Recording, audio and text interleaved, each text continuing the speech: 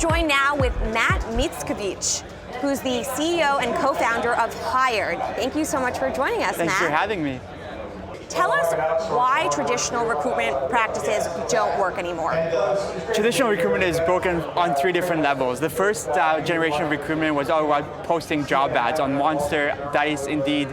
Unfortunately, in the day and age that we're in, knowledge workers are in incredibly high demand, and posting a job ad is insufficient to get you the sort of talent that you need in your company in order to be successful and hire awesome people. The second big move in recruitment was targeting passive candidates. So LinkedIn actually invented the word passive candidates, where you're sending emails to people who are happily employed with the hope that a small percentage of them might be interested in interviewing with you. Unfortunately, it's gotten pretty ridiculous over the last 2 years. If you're an engineer in Seattle or Boston or New York, you're getting pitched by recruiters 20, 30, 40 times a month for new job opportunities. Noise is absolutely tremendous. So what Hired does, it allows engineers to come onto a marketplace for 7 days, and during those 7 days they receive upfront job opportunities from 5, 10, 15 companies with salary numbers attached to every opportunity, and they can make informed decisions about where they want to invest their time interviewing for. So that must be really helpful for someone who either is looking for a job actively as well as passively, like you said. What is the war for talent? The war for talent is when you have an engineer that you're trying to hire and he has 5 paper offers from other companies who are dining and wining him, wooing him with signing bonuses and crazy equity packages. Salaries are creeping up. We've seen salaries in San Francisco and New York, for example, go up by over $10,000 for a senior software engineer year over year. Signing bonuses are becoming more and more common.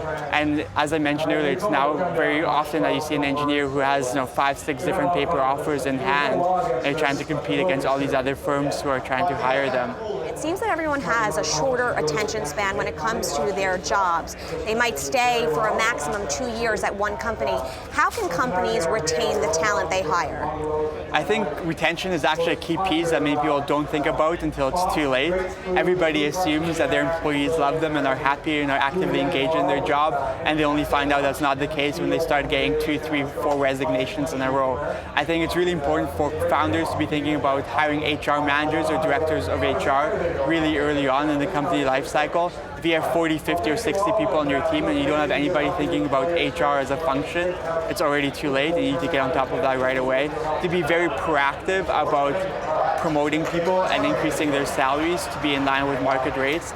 If you hired somebody 18 months ago and you got a great bargain on them, don't wait for that person to come and ask you for a better offer because they have 3 outside job offers that I've been interviewing with on the side. Be proactive about bringing people to a market level and establish your comp philosophy in the early days of the business and communicate that throughout the organization. People fundamentally leave jobs for 3 reasons. Number 1 is they don't like their manager. Number 2 is they're not feeling challenged in their current role, in their current job. And number 3 is they're just being paid way under market and somebody's offering them $30,000, $40,000, $50,000 more. Why does someone go into a company like Hired or come up with an idea to focus on how people are hired and how jobs are received? Yeah, so Hired was born out of my own frustration with recruiting at my previous company, 99 Designs.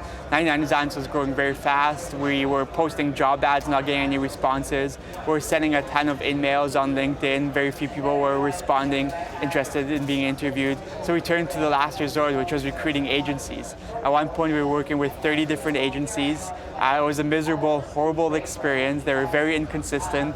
Once in a while, one of them would get lucky and send us a $30,000 or $40,000 invoice, a 6-pack of donuts. I'm like, this is absolutely horrible. Keep the donuts, don't want to pay the invoice.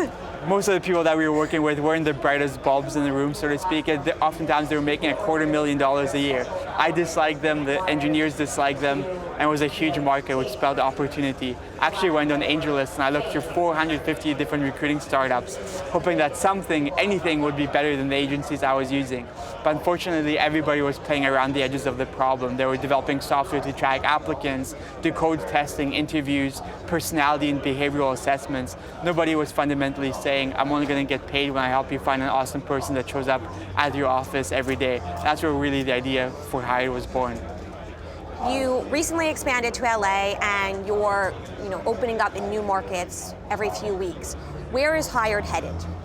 So Hired's goal is to become the career marketplace for the world's knowledge workers. engineers, data scientists, and product managers are just the tip of the spear. We see a huge opportunity to expand into additional verticals: sales, finance, healthcare, marketing, and mechanical engineering, architects, PR, anywhere where there's a supply-demand imbalance and where recruiting agencies have been collecting tens of billions of dollars a year in fees, providing a subpar service. We hope that you would have the best of luck going forward and that you get hired all over the place. Thank you.